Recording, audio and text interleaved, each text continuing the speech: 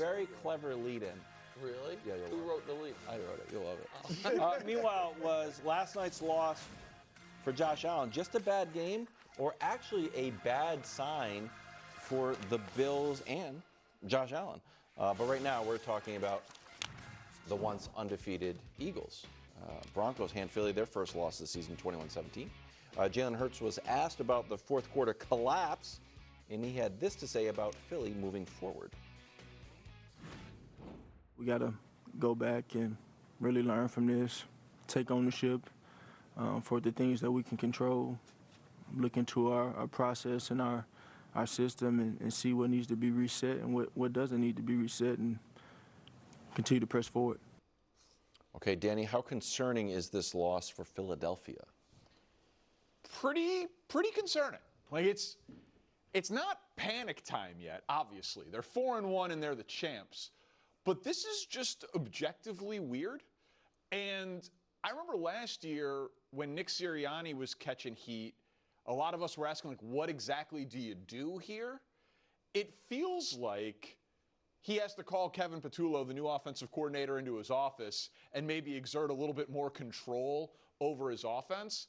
Because I watched every snap of that game, and I know Denver's defense is excellent, but I don't understand why they are so bad offensively.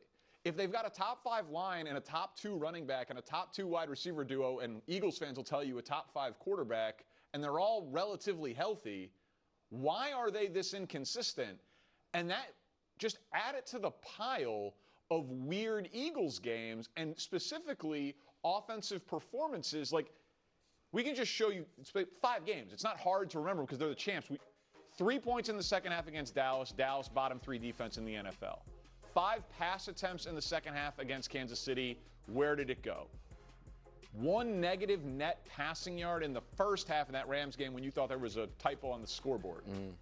Then they get outgained by 278 yards in the second half against Tampa. And then they're winning by 2 touchdowns in the fourth quarter against Denver, and they run the ball 2 times. Like, I don't understand any of it. Yeah, so like, I don't get any of it. I think your point about, because we talk about a lot of teams that are injured, about what's happened to them because they're injured. Yeah. We don't, and this is not us, it's just sports media in general. We don't very often be like, hey, one reason to be concerned, this team has been exceptionally healthy, and they don't look, totally right. Your point that Philly, I understand Landon Dickerson been dealing with stuff, and Lane Johnson. Right, but that's not an injury. He left the team. Sure. And Lane Johnson left the game but came back. But their stars, for the most part, have been there the whole time, and they just don't have an offensive identity.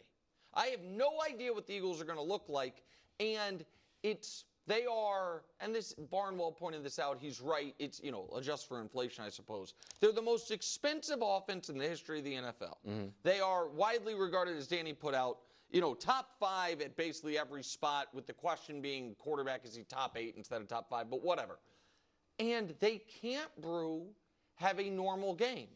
And so I find the fact that they went from why can't you pass, why can't you pass, why can't you pass, to pretending they don't have Saquon Barkley, that type of correction, oddly more concerning than the loss. I don't really care that they're 4-1 versus 5-0. The only reason I think the loss is noteworthy is it allows us more fairly, if you will, to focus on the fact that this team has only looked right offensively for a couple quarters at a time this year, and then they've looked like the second half in the comeback against the Rams, the first half against Tampa, and the first half of the season are the only times where it's felt like, oh, that's Philly's offense humming. And so I don't get it.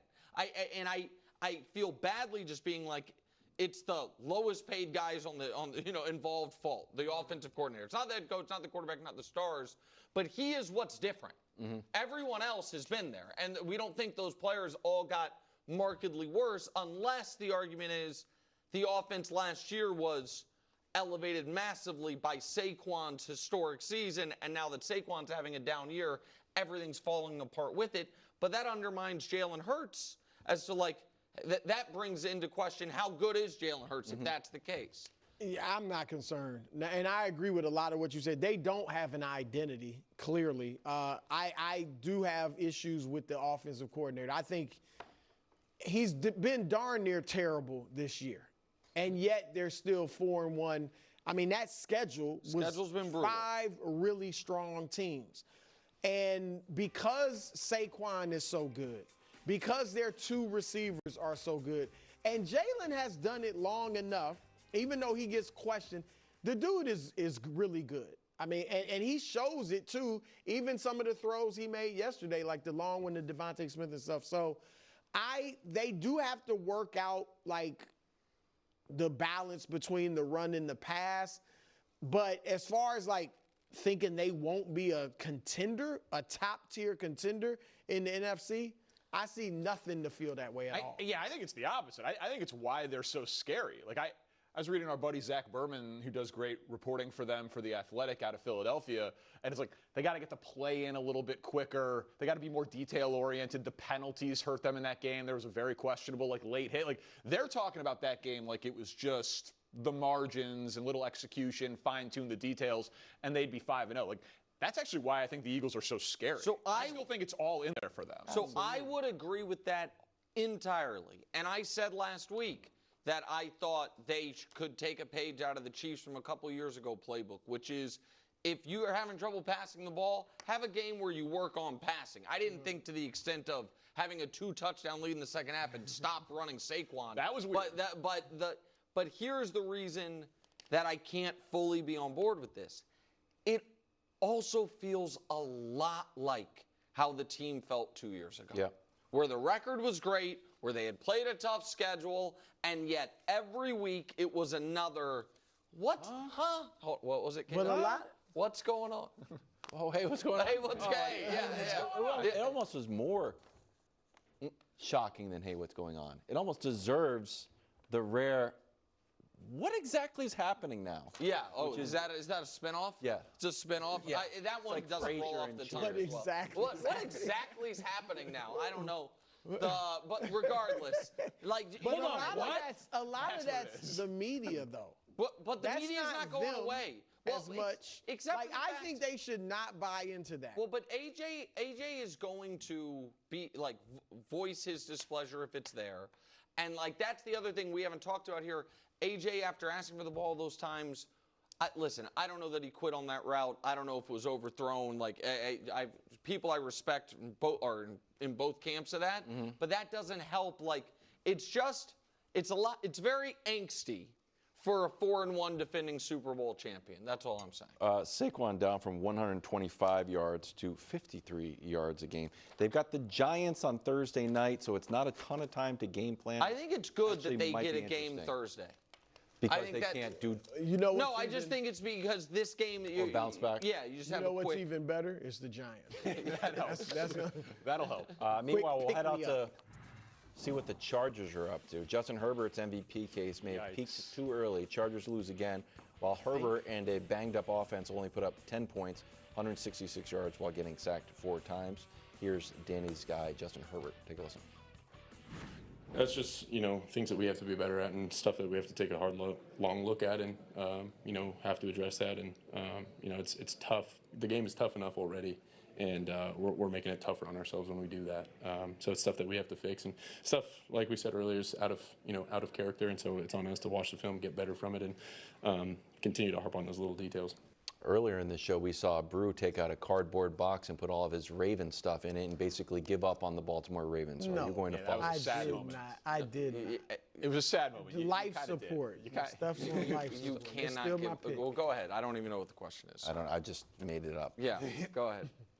Listen, I think I pray at the altar of logic and reason, but there's Here we go. there's only one logical conclusion to come to, and that is that Justin Herbert is cursed. Okay, It's this the only, is unbelievable. It is the only thing We've gone that to makes, the metaphysical It is the for only the excuses. logical explanation for. I mean, I thought he was cursed when I watched the game with you yesterday, and since then, Omarion Hampton is out for 4 weeks. Oh, it's just yeah. it's another injury to pile on top of this. But listen, anybody could show you Quentin Johnston dropping the ball Anyone could show you a deflected interception or a touchdown being taken off the board for running into the punter, flipping the game. It would have been 17-7, then it ends up 10-10 at half. That's rudimentary 101, 201 level analysis.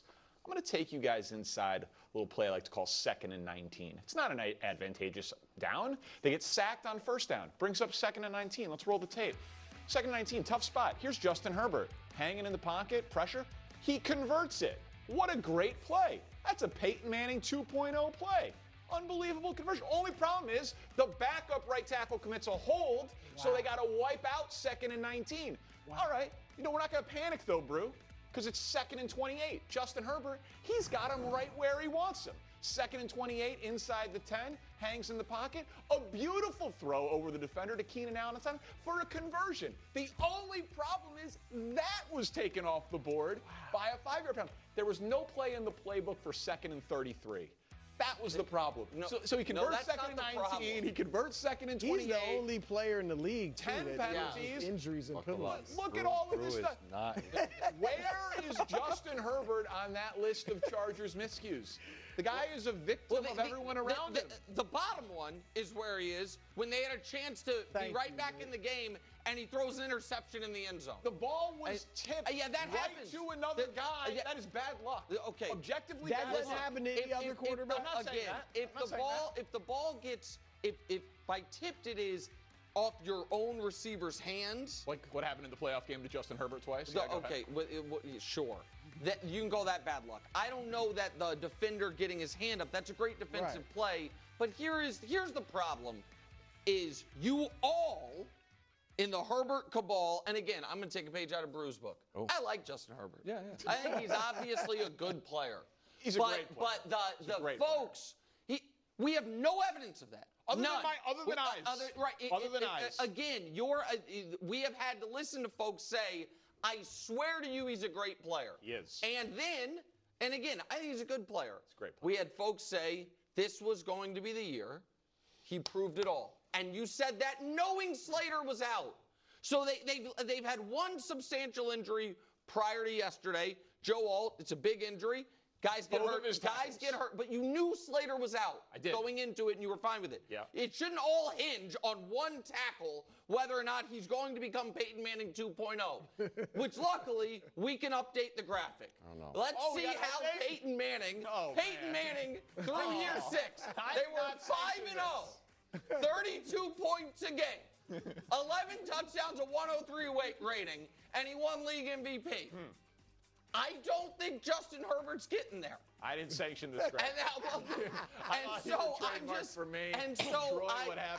I know, Danny, you're tongue-in-cheek, Justin Herbert is cursed. The problem is, that's kind of like the smart football opinion. No, the guy's just obviously, he is 90% as talented as Allen or Mahomes. He's just the unluckiest guy in football. And I just think it's bananas. We are still in a spot where the Chargers can score 10 points in a game against a defense no one thinks is great, and the smart opinion is the quarterback played awesome. Actually, if you watch the film, we watched it together. Yeah, he was good. Okay, then what is great? Then I guess great would have been 14 points. That would have been amazing. That would have been amazing. Yeah, I mean, I think that at some point you are who you are, and Herbert's a nice player. That's who he is. He's a nice player. Look, I agree with you, Danny, on the eye test. Like, he throws a mean ball. I mean, he looks great. He looks the part, and he is very good. Like Nick said, we agree with that. But he doesn't look